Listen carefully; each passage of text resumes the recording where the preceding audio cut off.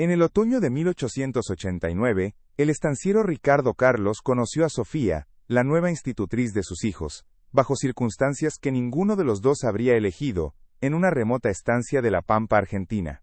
Ambos llevaban a cuestas el peso de un pasado doloroso. Él, un viudo que se había encerrado en el silencio. Ella, una mujer cuya reputación había sido destruida en la capital.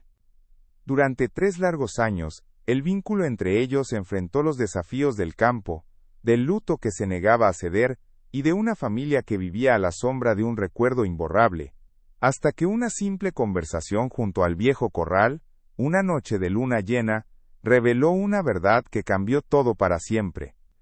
¿Cómo es posible que la verdadera oportunidad de empezar de nuevo haya permanecido oculta por tanto tiempo, tan cerca de todos, guardada en el silencio de aquella casa? Antes de contarte cómo esa sencilla conversación reveló un secreto capaz de poner a prueba este frágil comienzo, comenta aquí desde dónde estás viendo esta historia y suscríbete al canal. Créeme, no querrás perderte la cadena de acontecimientos que desató este descubrimiento, porque lo que estaba en juego no era solo el futuro de 2 personas, sino el destino de toda la estancia. La vida en la estancia La Escondida se había detenido el día que la esposa de Ricardo falleció. 3 años después, el tiempo parecía no haber avanzado. Ricardo Carlos, un hombre de 40 años cuya fortaleza era conocida en toda la región, se había convertido en una sombra de sí mismo.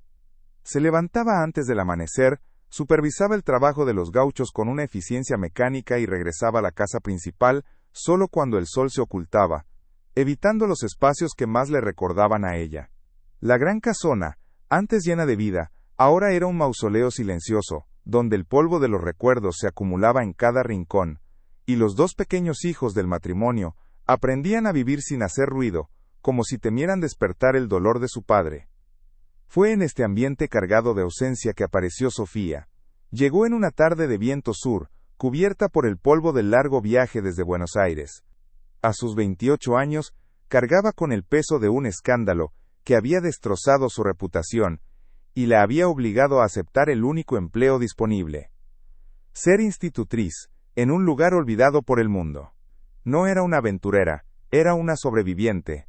Al bajar del carruaje y observar la imponente pero sombría casa, sintió el peso del aislamiento. No solo estaba lejos de la ciudad, estaba en un lugar donde el pasado parecía tener más fuerza que cualquier futuro posible. Su única esperanza era hacer su trabajo en paz y, quizás, encontrar un rincón donde su propia herida pudiera empezar a sanar. La bienvenida no fue cálida. Elena, la ama de llaves que había servido a la familia durante décadas, la recibió con una mirada que era una mezcla de lástima y desconfianza. Para Elena, Sofía no era más que una extraña, una mujer de la ciudad con un pasado dudoso que venía a ocupar un espacio que no le correspondía. Cada gesto de la nueva institutriz era observado, cada palabra, analizada. La lealtad de la anciana pertenecía a la difunta señora, y su presencia en la casa era un recordatorio constante para Sofía de que estaba pisando un terreno sagrado, un santuario donde cualquier intento de cambio sería visto como una profanación. La tensión en los pasillos era tan densa como el silencio en la mesa durante la cena. El verdadero desafío, sin embargo, eran los niños. Un niño de 8 años y una niña de 6, ambos con la mirada perdida de quienes han conocido la pérdida demasiado pronto. Al principio, la trataban con la misma distancia que su padre. Eran educados pero herméticos, pequeños fantasmas que se movían por la casa sin alegría. Sofía entendió de inmediato que su trabajo no era solo enseñarles a leer o a escribir, sino a encontrar de nuevo el camino hacia la infancia. Con una paciencia infinita, comenzó a acercarse a ellos no con lástima, sino con un respeto genuino por su dolor. Sabía que ganarse su confianza era el primer paso, y quizás el único, para poder sobrevivir en aquel lugar donde la tristeza era el aire que se respiraba. Ricardo observaba todo desde lejos. Había contratado a Sofía por pura necesidad, aconsejado por un pariente que insistía en que los niños necesitaban una figura femenina y educación. Pero su presencia lo incomodaba profundamente.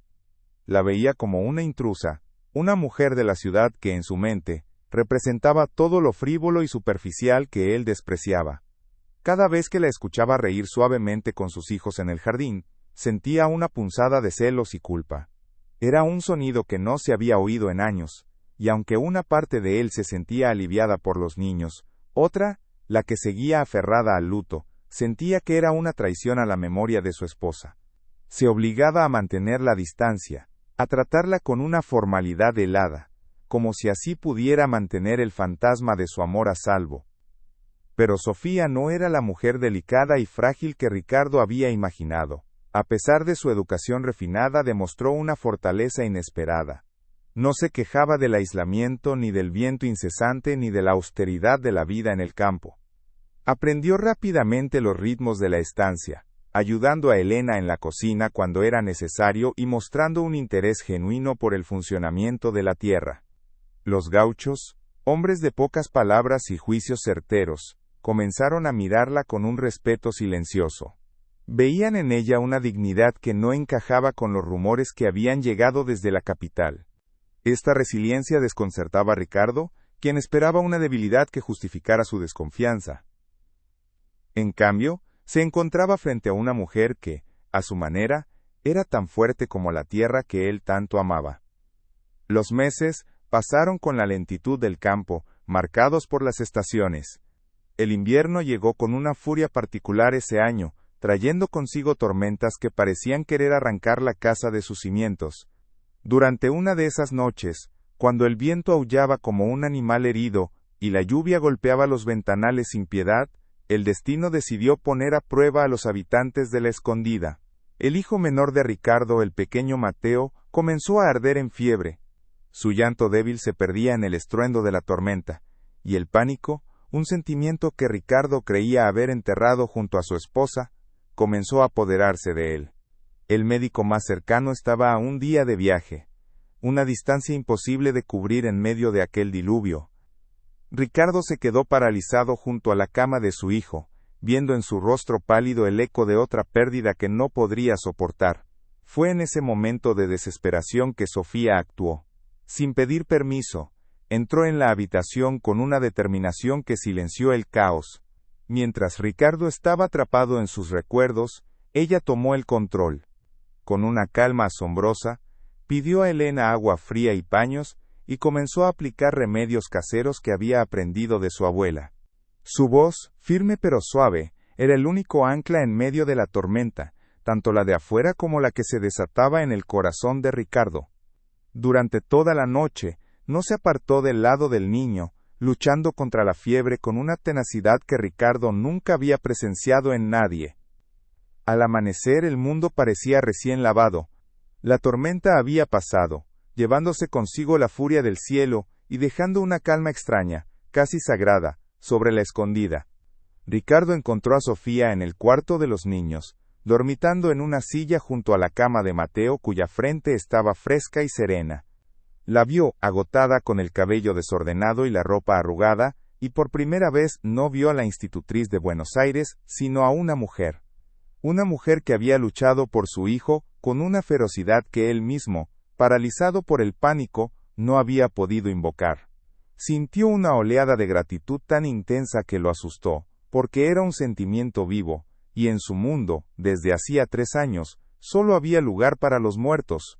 Era una grieta en la armadura que con tanto esmero había construido. Ese sentimiento de gratitud se convirtió rápidamente en un veneno. Para un hombre que había hecho de luto su identidad, sentirse agradecido hacia otra mujer era una traición. Al día siguiente, Ricardo se volvió más distante que nunca.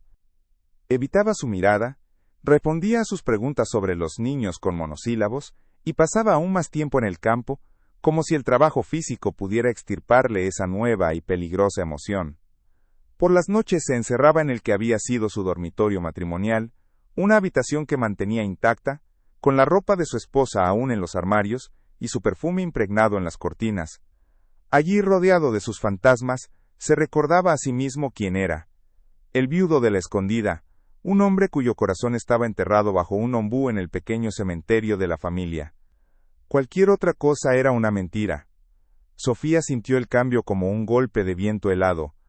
La conexión frágil que habían compartido durante la terrible noche de la tormenta se había desvanecido, reemplazada por un muro de hielo más alto y más grueso que antes.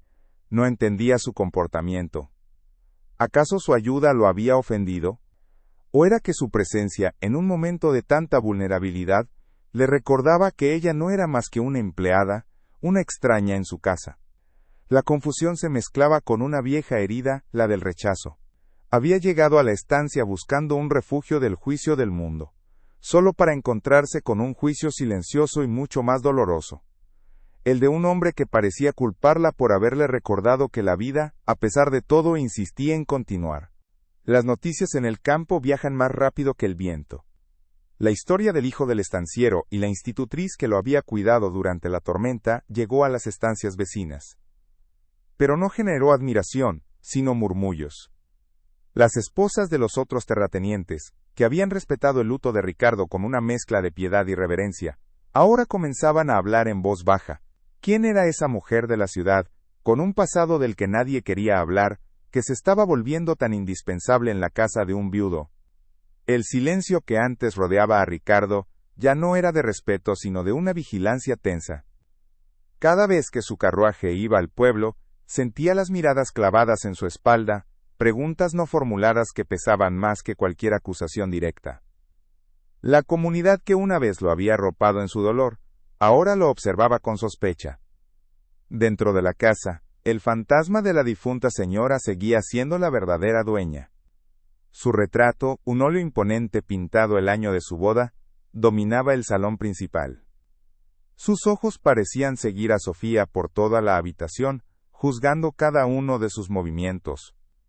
En la mesa del comedor, el asiento a la cabecera, que le correspondía a ella, permanecía siempre vacío. Ricardo se sentaba a un lado, como un invitado en su propia casa. Un día, la pequeña Ana, sin darse cuenta, intentó sentarse allí. La reacción de Ricardo fue tan dura y repentina, que la niña rompió a llorar. Fue un recordatorio brutal para todos, especialmente para Sofía, de que en la escondida había lugares, tanto físicos como emocionales, que nunca podrían ser ocupados de nuevo. La presión no solo venía de los vecinos, sino también de la familia. Una carta llegó desde Buenos Aires, de la cuñada de Ricardo, hermana de su difunta esposa. La caligrafía era elegante, pero las palabras eran afiladas como cuchillos. Expresaba su preocupación por los niños, y por la situación delicada en la estancia. Sugería con una amabilidad venenosa, que quizás sería más apropiado que una pariente lejana, una viuda de reputación intachable, se mudara a la estancia para cuidar de los pequeños. La carta terminaba con una frase lapidaria: «La memoria de mi hermana merece ser protegida de cualquier sombra de duda». Ricardo arrugó el papel con furia, pero el mensaje había calado hondo. Estaba solo, y hasta su propia familia política lo veía como un guardián de un mausoleo, no como un hombre vivo con derecho a un futuro. Mientras los adultos se movían en un campo minado de tensiones y recuerdos, los niños encontraron en Sofía un oasis. Después de la noche de la fiebre, la barrera entre ellos y la institutriz se derrumbó por completo. Mateo la seguía a todas partes, y Ana le confiaba los pequeños secretos que antes guardaba para sí misma. Por primera vez en 3 años, sus risas no eran susurros culpables, sino sonidos claros y genuinos que llenaban el jardín. Este cambio, que debería haber sido un alivio para Ricardo, se convirtió en otra fuente de tormento. Veía a sus hijos sanar gracias a una extraña, mientras él permanecía estancado en su dolor. Cada sonrisa que ellos le dedicaban a Sofía era, en su mente torturada, una pequeña traición a la madre que apenas recordaban. Un atardecer, Sofía lo encontró en las caballerizas, su verdadero refugio. Intentó hablar con él sobre los avances de Ana en la lectura, buscando un terreno neutral, un tema que los uniera como padres. Ricardo ni siquiera se giró para mirarla. Siguió cepillando a su caballo con una concentración feroz, respondiendo con gruñidos ininteligibles. El silencio entre ellos se estiró, cargado de todo lo que no se decía. Ella podía ver su perfil recortado contra la inmensidad de la pampa que se extendía hasta el horizonte. Entendió entonces que ese paisaje, vasto, solitario y hermoso, era un espejo de su alma. Un lugar donde había espacio para todo, excepto para que alguien más entrara. Se retiró sin decir nada más, sintiendo que había chocado contra una montaña. La presión externa, finalmente tomó una forma concreta. Un domingo después de la misa en el pequeño pueblo, un viejo amigo de la familia, don Julio, un estanciero vecino, se acercó a Ricardo. La conversación comenzó con banalidades sobre el ganado y la sequía, pero pronto derivó hacia el verdadero propósito de su visita. Con una falsa preocupación, don Julio le dijo que la gente estaba hablando. Que tener a una mujer joven y de la capital, viviendo bajo su techo no era bien visto. Le sugirió que, por el bien de los niños y del apellido familiar, considerara enviarlos a un internado en la ciudad. Un hombre solo no puede con todo, Ricardo, y una mujer sin reputación solo trae problemas. La sugerencia no era un consejo, era una advertencia. La comunidad le estaba dando un ultimátum. Esa noche Ricardo no durmió. Caminaba de un lado a otro en su despacho, atrapado entre el juicio de los demás y una incipiente rebeldía que no se atrevía a nombrar. Las palabras de don Julio resonaban en su cabeza, mezcladas con las de su cuñada y los susurros que sentía a sus espaldas. Todos querían que él siguiera siendo el mártir perfecto, el viudo eterno. Pero entonces, recordó la imagen de Sofía, dormida en la silla, agotada pero victoriosa tras salvar a su hijo. Recordó la risa de Ana en el jardín esa misma tarde. Por primera vez, se preguntó si proteger la memoria de su esposa significaba necesariamente sacrificar la felicidad de sus hijos. Una ira fría y silenciosa comenzó a crecer en su interior, no dirigida a Sofía, sino a un mundo que pretendía dictarle cómo y por quién debía vivir su duelo. La decisión que Ricardo debía tomar pesaba sobre él como una losa. Internar a sus hijos, despedir a Sofía, cada opción era una amputación, una rendición a las presiones de un mundo que no entendía la profundidad de su parálisis. Esa noche, la casona parecía más grande y vacía que nunca. Incapaz de encontrar paz en su despacho, atormentado por los fantasmas de su habitación, comenzó a deambular por los pasillos oscuros. El único sonido era el crujir de las maderas bajo sus pies, un eco de la fractura que sentía en su interior. No buscaba una respuesta, solo un respiro del ruido ensordecedor de sus propios pensamientos, de la culpa y de una ira que no sabía a quién dirigir. Se sentía un prisionero en su propio hogar, vigilado por los retratos de sus antepasados y por el recuerdo omnipresente de su esposa. Fue entonces cuando vio una tenue luz que se filtraba por debajo de la puerta del gran salón, una habitación que evitaba a toda costa. El imponente retrato de su esposa Laura dominaba ese espacio, y entrar allí era como enfrentarse a un tribunal. Con una mezcla de irritación y curiosidad, empujó la puerta. Allí estaba Sofía, sentada en un sillón, con la única luz de un candil iluminando su rostro. No estaba cosiendo ni escribiendo, simplemente sostenía un libro abierto sobre su regazo, con la mirada perdida en la oscuridad más allá de la ventana. La tensión de los últimos días era visible en su postura, en la forma en que sus hombros estaban ligeramente encorvados.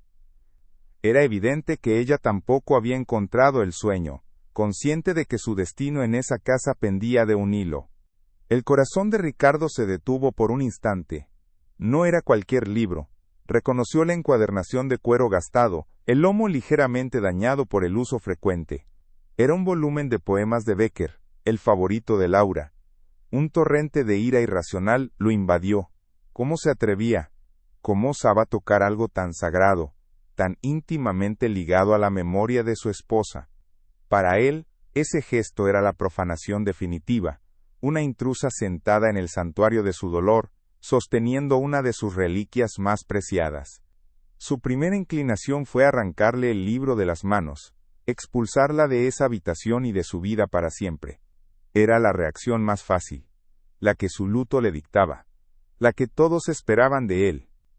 Se acercó a ella en silencio, su sombra proyectándose larga y amenazante a la luz del candil.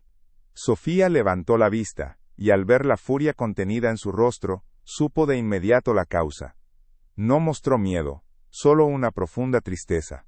Con una calma que lo desarmó, cerró el libro suavemente y se lo extendió. Lo encontré en la biblioteca, dijo con voz queda. No sabía que era especial. Sus palabras me estaban dando consuelo en una noche difícil. Le pido disculpas, señor Carlos. No volverá a ocurrir. Su dignidad era una bofetada a su propia ira. No había excusas, no había súplicas, solo la aceptación serena de haber cruzado una línea invisible. Su respuesta no era la de una culpable, sino la de alguien que entendía el dolor ajeno. La rabia de Ricardo se desinfló tan rápido como había surgido, dejando en su lugar un vacío incómodo y una punzada de vergüenza. Se sintió un bruto, un tirano en su propio reino de tristeza. Miró el libro que ella le ofrecía, pero no lo tomó. En cambio, un recuerdo se abrió paso a través de los años de silencio autoimpuesto, una imagen tan vívida, que casi pudo oírla. A ella le gustaba leerlos en voz alta, dijo, las palabras saliendo ásperas, como si no las hubiera usado en mucho tiempo. Decía que la poesía solo vive cuando se comparte. Fue la primera vez que hablaba de Laura con Sofía, no como un espectro intocable, sino como una persona real, con gustos y manías. El muro entre ellos acababa de mostrar su primera grieta. Sofía retiró lentamente la mano que sostenía el libro, comprendiendo que el momento era delicado. No hizo ninguna pregunta, no ofreció palabras de consuelo vacías. Simplemente permaneció en silencio, creando un espacio para que él hablara, si así lo deseaba.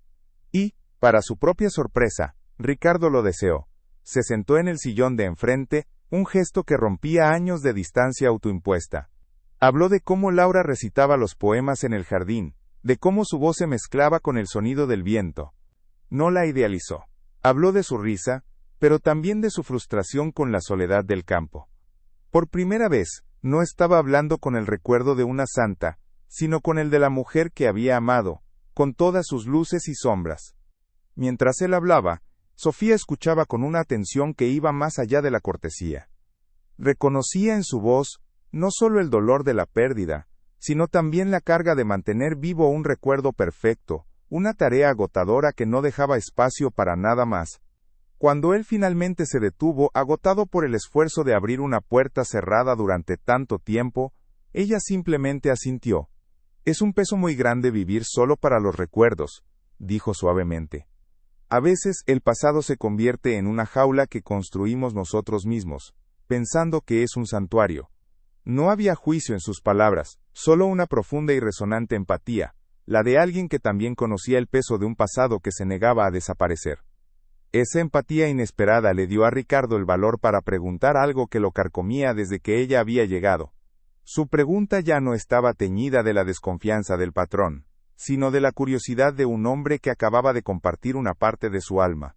La gente del pueblo, mi cuñada, todos hablan de usted, comenzó, su voz más baja. Hablan de un escándalo en Buenos Aires, dicen que su reputación está manchada. La miró directamente a los ojos, no como un juez, sino como alguien que de repente se daba cuenta de que solo había escuchado una versión de la historia. Me gustaría saber la verdad, Sofía. De usted. Usar su nombre de pila fue un cambio tan sísmico como todo lo demás que había sucedido esa noche. Sofía sostuvo su mirada, sintiendo el peso de esa petición. Podría haberse negado, podría haberse sentido ofendida por la indiscreción. Pero, en los ojos de Ricardo ya no veía al estanciero severo, sino a un hombre tan herido y perdido como ella. Respiró hondo y tomó una decisión. Le contó todo. Le habló de su prometido, un hombre de buena familia que la había abandonado por una heredera más rica. Le contó cómo, para justificar su propia traición, él y su nueva familia habían esparcido rumores maliciosos, pintándola como una mujer de moral dudosa. Su relato era sobrio, sin lágrimas ni autocompasión. Era la simple y brutal verdad de una vida destrozada por la cobardía y la ambición de otro.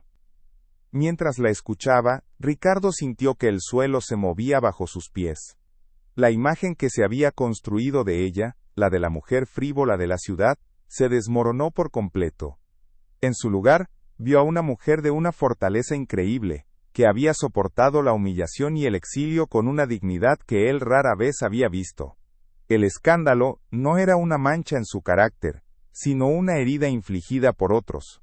Por primera vez, no la vio como una amenaza para el recuerdo de su esposa, sino como una igual en el dolor, una compañera en el naufragio.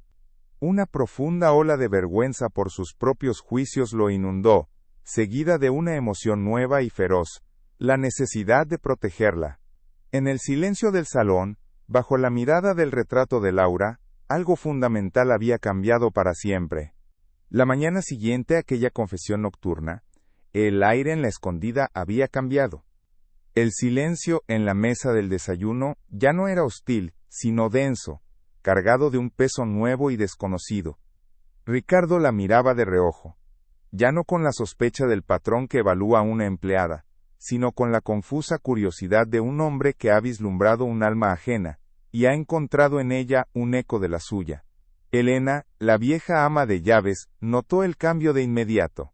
Vio la forma en que su patrón le pasaba la jarra de leche a la institutriz, un gesto mínimo, casi imperceptible, pero que rompía con 3 años de una distancia gélida y autoimpuesta.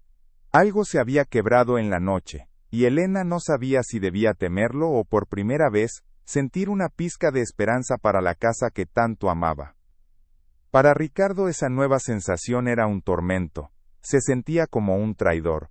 Al salir al campo esa mañana, el sol le pareció una acusación y el viento, un susurro de la voz de Laura. Cada golpe de hacha, cada orden a los gauchos, era un intento de acallar la culpa que crecía en su pecho. Había compartido su dolor, un tesoro sagrado que solo pertenecía a su difunta esposa, con una extraña. Y lo peor era que, al hacerlo, había sentido un alivio que lo avergonzaba profundamente. Por la tarde, sin que nadie lo viera, se desvió hacia el pequeño cementerio familiar bajo el ombú. Se quedó de pie frente a la lápida de mármol, como un soldado reportándose a su general, reafirmando en silencio un juramento de lealtad que su propio corazón acababa de poner en duda. Sofía, por su parte, caminaba sobre un terreno frágil. La vulnerabilidad que Ricardo le había mostrado era un regalo inesperado, pero también peligroso. ¿Era compasión lo que había visto en sus ojos, o era el comienzo de algo más? El miedo a ser herida de nuevo, a interpretar mal las señales y a terminar, una vez más desterrada, la mantenía en guardia. Se refugió en su rutina con los niños, su ancla en esa casa de fantasmas. Sin embargo, ahora sentía la mirada de Ricardo sobre ella de una manera diferente.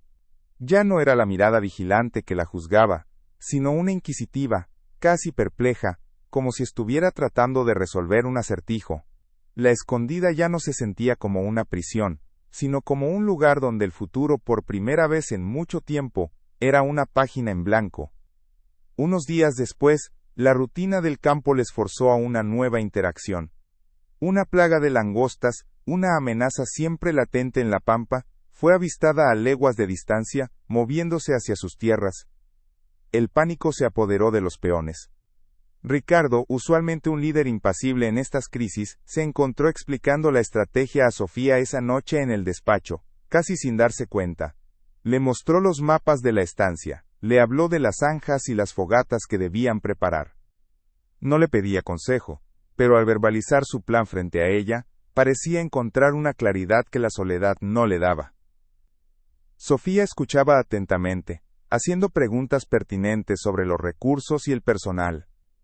Por primera vez, no era la institutriz, sino una parte integral de la supervivencia de la estancia.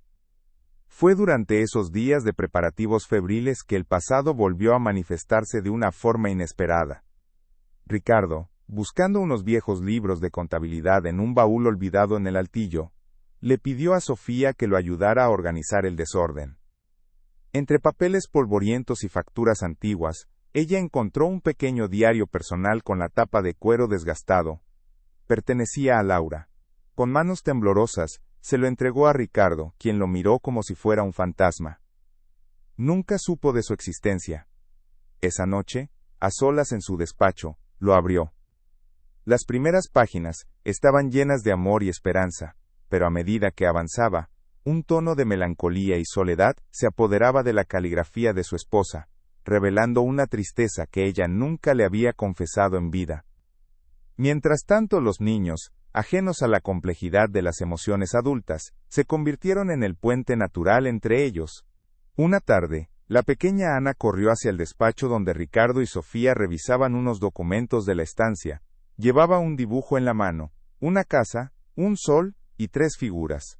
Papá, esta eres tú, dijo señalando a la figura más grande, y esta soy yo. Luego, con una naturalidad que dejó a los dos adultos sin aliento, apuntó a la tercera figura. Y esta es mamá Sofía. El silencio que siguió fue atronador. Ricardo miró el dibujo, luego a Sofía, y vio en sus ojos el mismo torbellino de sorpresa, alegría y pánico que sentía en su propio pecho. La inocencia de su hija había puesto nombre a algo que ellos ni siquiera se atrevían a pensar. La frágil burbuja de intimidad que comenzaban a construir se rompió con la llegada de una carta. El sello era de Buenos Aires, y la caligrafía la de su cuñada, la hermana de Laura. Anunciaba su inminente visita a la escondida. He oído rumores preocupantes, Ricardo, escribía. Es mi deber, por la memoria de mi hermana, asegurarme de que mis sobrinos estén siendo criados en un ambiente moralmente adecuado. La amenaza no era velada, era una declaración de guerra. La cuñada venía como una inquisidora, dispuesta a juzgar y a condenar. Ricardo sintió una oleada de furia protectora, no solo por sus hijos, sino, para su propia sorpresa, por Sofía. El mundo exterior, con sus prejuicios y sus reglas, estaba a punto de golpear a su puerta. La noticia de la visita de su cuñada obligó a Ricardo a hablar de Laura de una manera nueva. Ya no era para idealizarla, sino para prepararse para la batalla. Una noche, mientras caminaban por el porche, le contó a Sofía sobre la complicada relación entre las dos hermanas. Laura, a pesar de su dulzura, siempre se había sentido opacada por la personalidad dominante y crítica de su hermana mayor. Ella siempre pensó que Laura había cometido un error al casarse conmigo, confesó Ricardo, que merecía más que la vida solitaria del campo. Al compartir esta confidencia, estaba despojando a Laura de su aura de perfección, mostrándola como una mujer real, con sus propias inseguridades y conflictos familiares. Estaba, sin saberlo, haciéndole espacio a Sofía en su presente. La preparación para la visita se convirtió en una operación silenciosa y coordinada. Elena, leal a Laura pero consciente de la hostilidad de su hermana, se mostró tensa y nerviosa. Fue Sofía quien, con su calma habitual, tomó las riendas. Organizó los cuartos de huéspedes, planificó los menús y se aseguró de que la casa, que había estado sumida en una respetuosa negligencia, luciera impecable. No lo hacía para impresionar, sino para proteger. Quería que la cuñada no encontrara ni una sola grieta por la que pudiera atacar. Ricardo observaba su eficiencia, su capacidad para transformar el caos en orden, y se dio cuenta de cuánto había llegado a depender de su presencia. Ella no solo cuidaba de sus hijos, estaba cuidando de su hogar. La noche antes de la llegada del carruaje de Buenos Aires, una tensión palpable se instaló en la escondida. Después de que los niños se durmieron, Ricardo y Sofía se encontraron en el porche, mirando la inmensidad oscura de la pampa. No necesitaron hablar de su ansiedad, la compartían en el silencio. Él le sirvió una copa de vino, un gesto que habría sido impensable semanas atrás. Se sentaron uno al lado del otro, escuchando los sonidos de la noche, cada uno perdido en sus pensamientos pero profundamente consciente de la presencia del otro. No era un momento romántico, sino algo más profundo, el reconocimiento de que estaban a punto de enfrentar una tormenta, y que por primera vez, no la enfrentarían solos. Se habían convertido, sin planearlo, en aliados. La llegada de Isabel, la cuñada de Ricardo, fue como la llegada de un frente de tormenta. Descendió del carruaje con la rigidez de una estatua, vestida de un luto tan severo, que parecía absorber la luz del sol.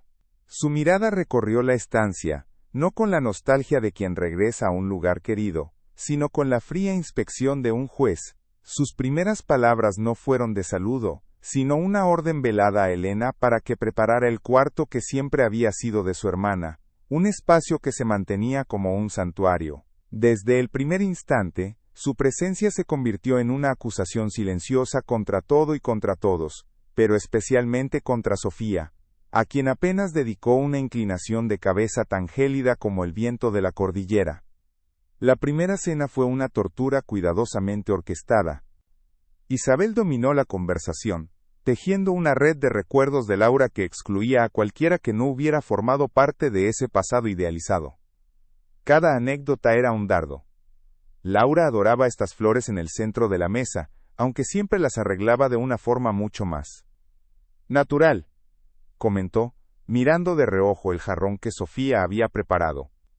Hablaba de los niños como si fueran extensiones de su hermana, ignorando por completo el progreso que habían hecho, y se dirigía a Ricardo, con una familiaridad posesiva que lo hacía parecer un niño reprendido. Sofía permaneció en silencio, comiendo apenas, sintiendo el peso de 1000 ojos invisibles, sabiendo que no era bienvenida en su propio hogar temporal. Al segundo día, la ofensiva de Isabel se volvió más directa. Buscó a Ricardo en su despacho, cerrando la puerta tras de sí, con una deliberada firmeza. Su voz, aunque baja, tenía el filo del acero. «Ricardo, no puedo entender cómo has permitido esta situación», comenzó, sin preámbulos. «Una mujer de su clase con su reputación, viviendo bajo tu techo, cuidando de los hijos de mi hermana. ¿No te das cuenta del escándalo? La gente habla y con razón. Estás deshonrando la memoria de Laura. No era una conversación, era un juicio». Le exigió que despidiera a Sofía de inmediato, que enviara a los niños con ella a Buenos Aires hasta que él recuperara el juicio. La amenaza era clara. O la institutriz se iba, o ella se encargaría de que la reputación de la familia Carlos quedara hecha jirones. Ricardo se sintió atrapado en una vieja pesadilla. La culpa, ese monstruo que creía haber comenzado a domar, regresó con toda su fuerza. La voz de Isabel era un eco de sus propios miedos, de las reglas de un mundo que él había intentado ignorar. Por un momento vaciló. Despedir a Sofía era el camino fácil, el que le devolvería la paz, el que acallaría los murmullos, sería volver a ser el viudo respetado, el guardián del luto.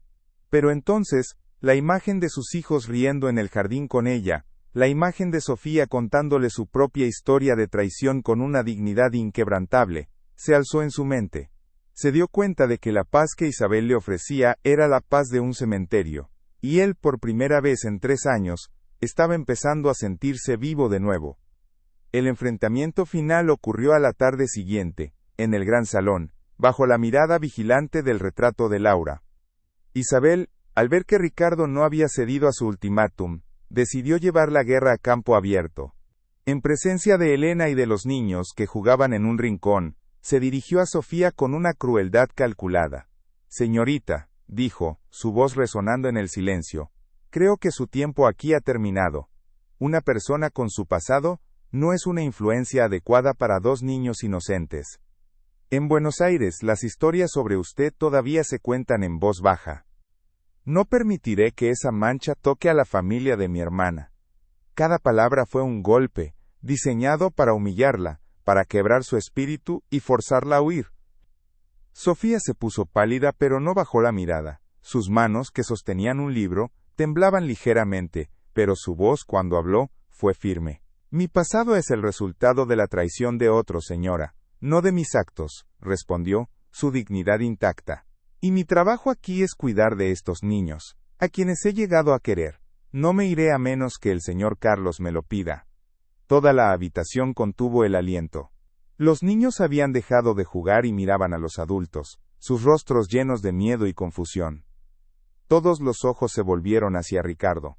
El silencio se estiró, pesado y denso como la tierra antes de una tormenta. Era su momento de elegir, el honor dictado por la sociedad, o la verdad que sentía en su corazón. Y entonces, Ricardo se movió, no gritó, no se enfureció. Con una calma aterradora, caminó hacia un pequeño escritorio de caoba en un rincón de la sala, sacó algo de un cajón, y regresó al centro de la habitación. Era el pequeño diario de cuero de Laura. Se detuvo frente a su cuñada, sus ojos oscuros brillando con una emoción que nadie le había visto antes.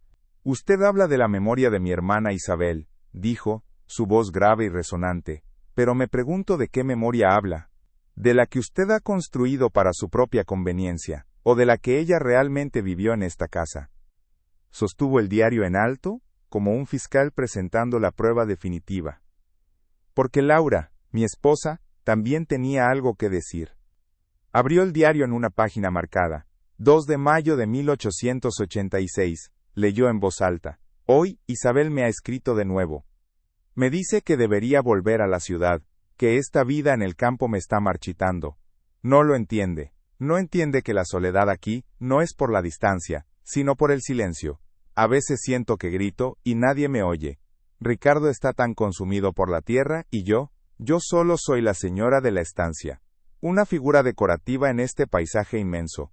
Levantó la vista y miró a Isabel, cuyo rostro había perdido todo su color. Ella se sentía sola, Isabel, sola mientras usted, desde Buenos Aires, la juzgaba por haber elegido esta vida, la misma vida que ahora dice querer proteger.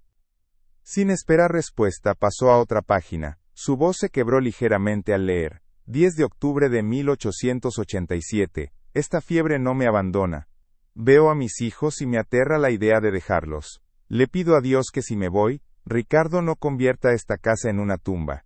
Le pido que encuentre la fuerza para seguir adelante, para traer la risa de vuelta a estos pasillos. Que no permita que el luto le robe la infancia a nuestros hijos. Si para eso necesita encontrar a alguien, que así sea. Su felicidad es la única memoria que importa. Cerró el diario. El silencio en la sala era absoluto, roto solo por un sollozo ahogado de Elena. La verdad, en la propia caligrafía de Laura, acababa de demoler 3 años de mentiras piadosas y dolor autoimpuesto. Ricardo se volvió hacia Isabel, y por primera vez, el hombre que todos conocían, el estanciero duro y silencioso, se desmoronó. Pero no con debilidad, sino con la fuerza de una verdad liberada. Yo la convertí en una santa, dijo, su voz rota por el arrepentimiento. La puse en un pedestal tan alto que nadie, ni siquiera yo, podía alcanzarla. Y usé mi dolor como una excusa para cerrar las puertas, para dejar de vivir, para negarles a mis propios hijos el derecho a ser felices. La convertí en un fantasma para justificar mi propia cobardía. Miró a sus hijos, que lo observaban con los ojos muy abiertos. Y les fallé. Les fallé a ellos y le fallé a ella, a la verdadera Laura, la que solo quería que esta casa estuviera llena de vida. Luego, sus ojos encontraron los de Sofía. No había romance en su mirada, sino algo más profundo, un reconocimiento, una disculpa, y una gratitud inmensa. Y entonces llegó usted, continuó, su voz ahora más firme, dirigiéndose a ella pero para que todos lo oyeran. Y sin saberlo, empezó a cumplir el último deseo de mi esposa. Trajo la calidez de vuelta. Les enseñó a mis hijos a reír sin culpa. Me enseñó a mí que honrar a los muertos no significa enterrarse en vida con ellos. Se acercó a ella, y en un gesto que selló el fin de una era, tomó su mano temblorosa entre las suyas. Usted no es una mancha en esta familia, Sofía. Usted es la única persona que ha respetado la verdadera memoria de mi esposa, y se queda porque este es su hogar si así lo desea. Isabel estaba petrificada.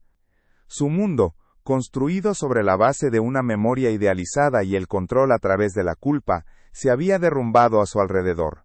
No tenía armas, no tenía argumentos. La propia Laura la había desautorizado desde la tumba. Sin decir una palabra, se dio la vuelta y salió del salón con la misma rigidez con la que había entrado, pero esta vez no era la rigidez de la arrogancia, sino la de la derrota. Unos minutos más tarde, el sonido de su carruaje alejándose a toda prisa fue el único epitafio de su visita.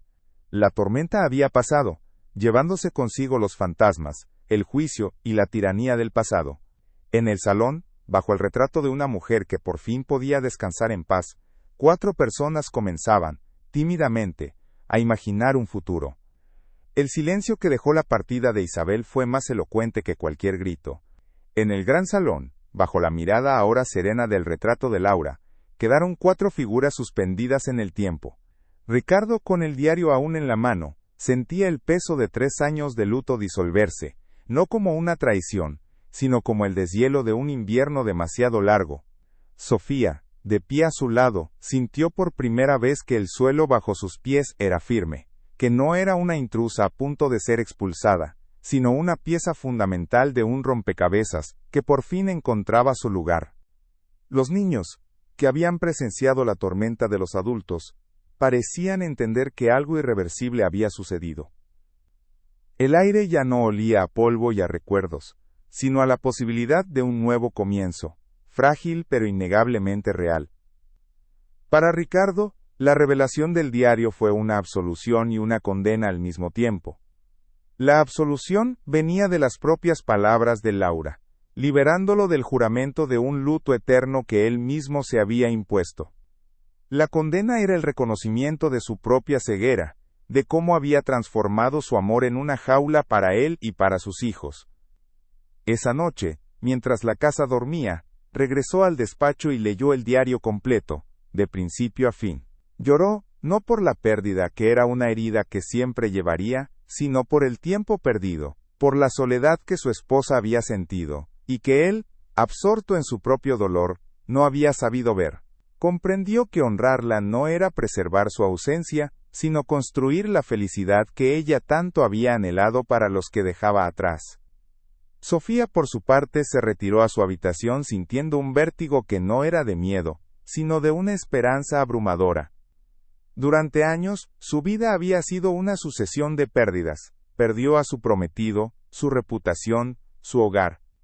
Se había acostumbrado a vivir en los márgenes, a no esperar nada, a proteger su corazón con capas de resignación. La defensa de Ricardo, tan pública y feroz, había derribado esos muros de un solo golpe. No solo la había defendido de una acusación injusta, la había elegido, la había visto. Esa noche, al mirarse en el espejo, no vio a la mujer marcada por el escándalo de Buenos Aires, sino a una sobreviviente que, contra todo pronóstico, estaba a punto de recibir una segunda oportunidad de la vida, en el lugar más inesperado del mundo. Fueron los niños quienes sellaron el nuevo pacto sin necesidad de palabras. A la mañana siguiente la pequeña Ana bajó las escaleras y en lugar de ir con su padre, corrió directamente a los brazos de Sofía abrazándola con una fuerza que desmentía su tamaño. Mateo, siempre más reservado, la siguió y le tomó la mano. No necesitaban entender los detalles de la discusión, solo sabían que la mujer que les había devuelto la risa se quedaba, que la amenaza se había ido. Para ellos, la familia no era una cuestión de sangre o de memoria, sino de presencia, de calor, de seguridad, y en ese simple gesto matutino, le mostraron a Ricardo que la casa ya había elegido a su nueva señora, mucho antes de que él se atreviera a admitirlo. La transformación de la casa comenzó de forma sutil pero decidida. La primera decisión de Ricardo fue un acto simbólico de una fuerza inmensa. Con la ayuda de uno de sus capataces de confianza, descolgó el imponente retrato de Laura del salón principal. No lo guardó en un altillo polvoriento, sino que lo llevó a su despacho, el corazón de la estancia, su espacio más íntimo. «Aquí es donde perteneces», le susurró al lienzo. «Conmigo, en mis recuerdos, no vigilando la vida de los demás». El salón, liberado de esa presencia constante y juzgadora, pareció respirar por primera vez en años. La luz que entraba por los ventanales ya no iluminaba un mausoleo, sino un espacio listo para ser habitado de nuevo. Sofía, sintiendo que por fin tenía permiso, comenzó a despertar la casa. Abrió las ventanas que habían permanecido cerradas, permitiendo que la brisa de la pampa circulara por los pasillos, llevándose el aire estancado del dolor. Cambió las pesadas cortinas de terciopelo por otras de lino claro que dejaban pasar el sol. El piano, mudo durante 3 años, volvió a sonar bajo sus dedos, llenando las tardes de melodías que no eran tristes, sino melancólicas y esperanzadoras. No estaba borrando el pasado, estaba permitiendo que el presente floreciera a su alrededor. Elena, la vieja ama de llaves, la observaba en silencio, y por primera vez, una sonrisa se dibujaba en su rostro arrugado. Estaba viendo a su hogar volver a la vida. La noticia de la dramática partida de Isabel y la historia del diario de Laura se extendieron por la comarca como un fuego en el pasto seco. Al principio hubo escepticismo y más murmullos, pero la firmeza de Ricardo silenció a muchos. La siguiente vez que fue al pueblo, lo hizo con Sofía a su lado en el carruaje. No se escondieron. Enfrentaron las miradas con una dignidad tranquila. Algunos vecinos, como don Julio, que antes lo habían aconsejado con dureza, se acercaron a él con un nuevo respeto en los ojos. La historia ya no era la de un viudo vulnerable y una institutriz oportunista. Se había convertido en la leyenda de un hombre que había elegido la felicidad por encima de las convenciones, y de una mujer cuya fortaleza había redimido a una familia entera. El cambio más profundo se dio en la rutina diaria. Las comidas dejaron de ser un trámite silencioso. Ricardo ahora compartía historias del campo, preguntaba a sus hijos sobre sus lecciones, y escuchaba las opiniones de Sofía sobre la huerta o la casa. Descubrió en ella una inteligencia práctica y una sensibilidad que complementaban su propia naturaleza terrenal. Empezaron a dar largos paseos al atardecer, cuando el cielo de la pampa se teñía de colores imposibles. No hablaban de amor, no todavía.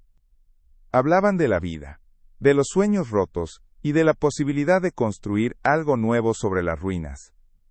Eran dos almas heridas aprendiendo a caminar de nuevo, apoyándose mutuamente a cada paso.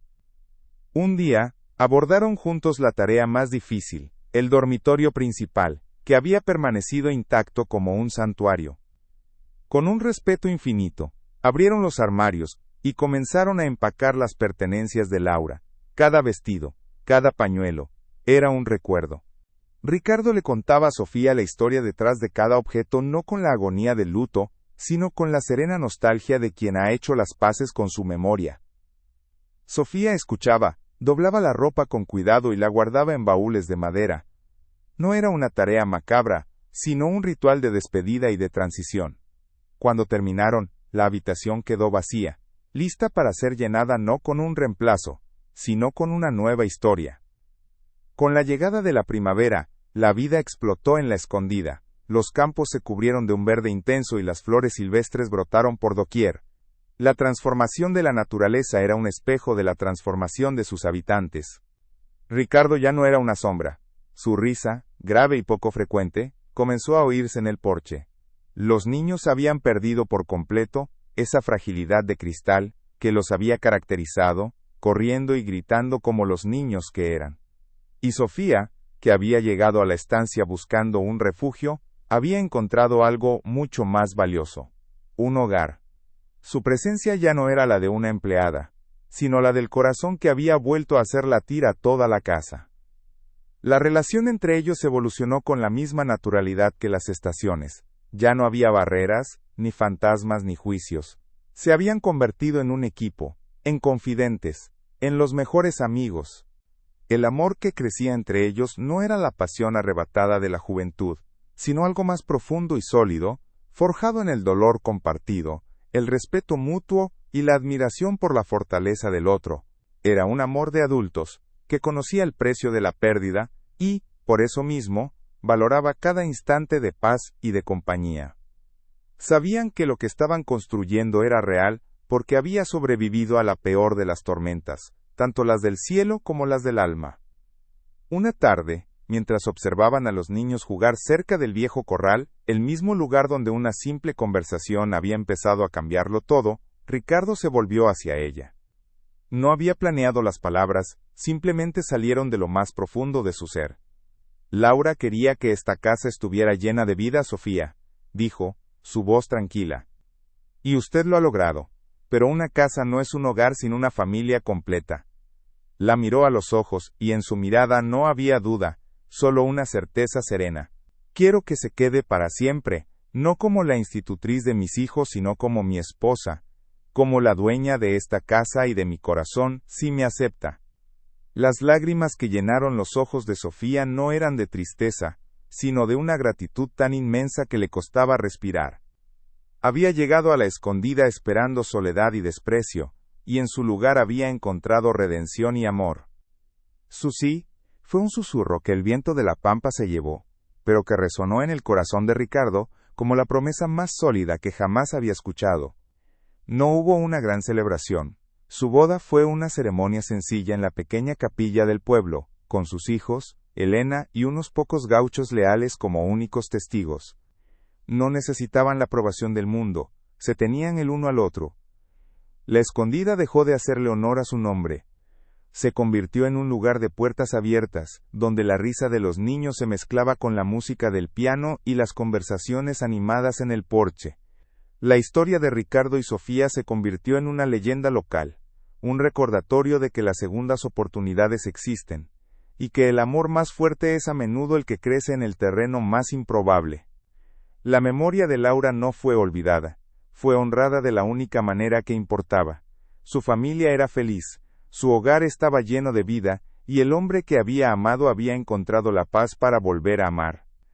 El tiempo demostró que su unión no fue solo un refugio para dos almas heridas, sino el cimiento de un nuevo legado. Juntos, hicieron de La Escondida una de las estancias más prósperas de la región, no solo en ganado sino en espíritu. Enseñaron a sus hijos que el pasado debe ser respetado, pero nunca debe convertirse en una prisión, y que la verdadera fortaleza no reside en no caer, sino en tener el coraje de levantarse y volver a construir, incluso cuando el mundo te dice que ya es demasiado tarde. Su amor se convirtió en el ombú más fuerte de la pampa, con raíces profundas en el dolor, pero con ramas que se extendían hacia el cielo, llenas de vida nueva. Así, la historia de la institutriz caída en desgracia y el estanciero atormentado por el luto se cerró, no como un cuento de hadas, sino como un testimonio crudo y real de la resiliencia del corazón humano. Demostraron que a veces, el destino te quita todo para darte la oportunidad de encontrar lo que realmente necesitas, y que el amor verdadero no siempre es el primero, sino el que te da la fuerza para empezar de nuevo, para sanar las heridas y para creer, una vez más, en la promesa de un amanecer. Si crees que toda historia merece una segunda oportunidad, y que las cicatrices del pasado pueden convertirse en el mapa hacia un nuevo futuro, por favor comparte este relato. No olvides suscribirte para conocer más historias reales del campo que nos recuerdan la fuerza del espíritu humano. Y si esta historia te ha conmovido, comenta aquí abajo la palabra renacer. Gracias por escuchar. Así, la historia de La Escondida no terminó con una boda, sino que verdaderamente comenzó con ella. Lo que siguió, no fue un cuento de hadas, sino algo mucho más real, y por lo tanto más valioso, la construcción diaria y deliberada de un hogar sobre las cenizas de una vida anterior. El legado que Ricardo y Sofía forjaron no se midió en hectáreas de tierra ni en cabezas de ganado, sino en la silenciosa pero inquebrantable prueba de que el amor después del luto no es una sustitución, sino una valiente reconstrucción del alma. Demostraron que el corazón humano, al igual que la pampa después de un incendio, tiene una capacidad asombrosa para volver a florecer, con cicatrices que le recuerdan su historia, pero con una fuerza renovada que mira hacia el sol. Su amor se nutrió de la rutina, de los pequeños gestos que tejen la confianza. No era el fuego arrebatado de la primera juventud, sino el calor constante de las brasas que perduran tras la tormenta. Se encontraba en la forma en que Ricardo le pasaba una taza de mate al amanecer sin necesidad de palabras, en la manera en que Sofía entendía su silencio cuando una sequía amenazaba las cosechas, y en cómo él buscaba su consejo no solo para los asuntos de la casa sino para los del campo. Eran dos mitades de un todo, unidas no por la perfección sino por un profundo entendimiento de sus mutuas imperfecciones y de las heridas que ambos habían aprendido a respetar en el otro. Su vínculo era un pacto silencioso de protección y cuidado mutuo. La memoria de Laura no fue desterrada, fue reubicada con amor y respeto. En lugar de ser un fantasma que acechaba los pasillos, se convirtió en una presencia serena, una parte fundamental de la historia familiar. Ricardo, con la ayuda de Sofía, aprendió a hablar de ella con sus hijos, no con el peso del dolor, sino con la dulzura de la nostalgia. Le contaban a Ana y a Mateo sobre su risa, sobre sus canciones favoritas, sobre el amor que sentía por ellos. Sofía, lejos de sentirse amenazada, fomentaba estos recuerdos, entendiendo que para construir un futuro sólido, no se pueden demoler los cimientos del pasado.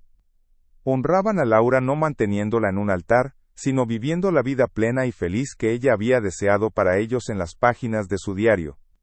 Con el tiempo La Escondida se transformó, los niños crecieron en un hogar donde el afecto se demostraba abiertamente. La severidad de Ricardo se había suavizado, reemplazada por una paciencia y una ternura que ni él mismo sabía que poseía. Sofía, por su parte, floreció. La mujer que había llegado buscando un escondite del mundo, se convirtió en la matriarca indiscutible de la estancia, una figura respetada no solo por su inteligencia y bondad, sino por la fortaleza silenciosa, con la que había reconstruido una familia. Juntos, Enseñaron a sus hijos que la dignidad no se pierde por las calumnias de otros, sino que se forja en la integridad de los propios actos y en la lealtad a quienes amamos. El campo mismo fue testigo y partícipe de su curación.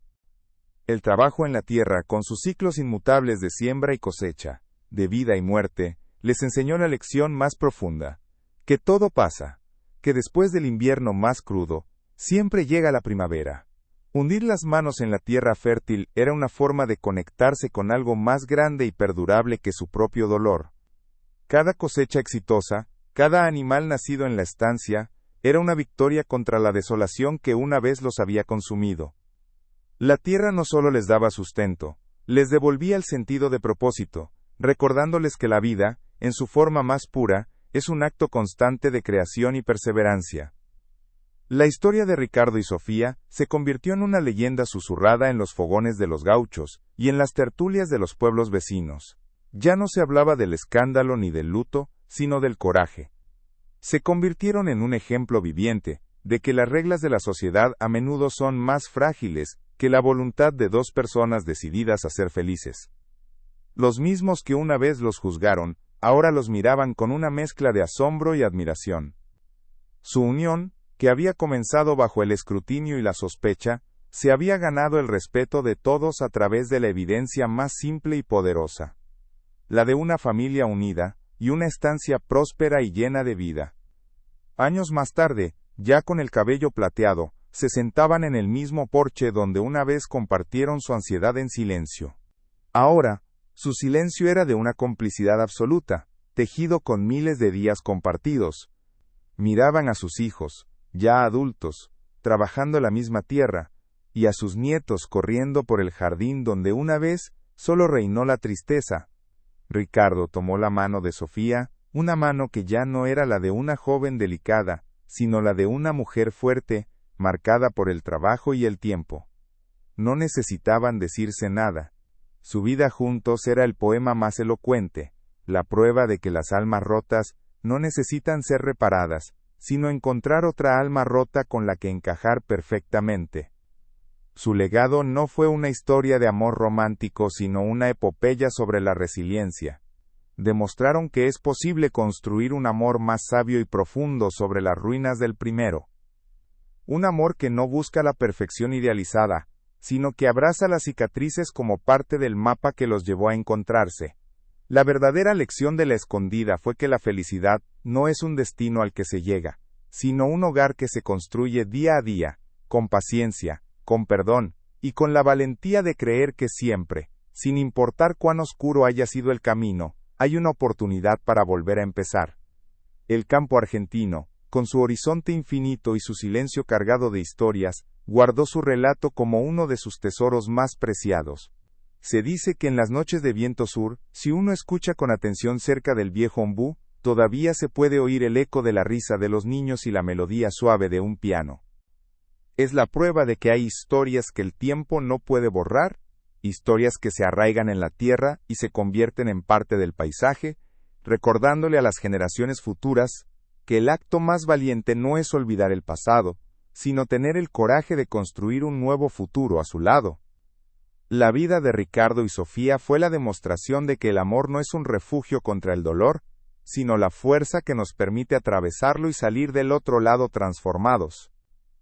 No encontraron un final feliz de cuento, sino algo mucho mejor: una paz duradera, ganada a pulso, una felicidad real hecha de momentos cotidianos, de trabajo compartido, y de la certeza de que, sin importar lo que el destino les deparara, nunca más volverían a estar solos. Su historia es un faro en la inmensidad de la pampa, una promesa silenciosa de que incluso en la más profunda soledad, la vida siempre encuentra un camino para renacer. Si crees que cada vida es un viaje con destinos inesperados y que las historias de quienes se atrevieron a reconstruirse merecen ser contadas, por favor comparte este relato. No olvides suscribirte para seguir descubriendo los secretos que guarda la tierra. Y si este final te ha recordado que lo más importante es el viaje, comenta aquí abajo la palabra camino. Gracias por acompañarnos.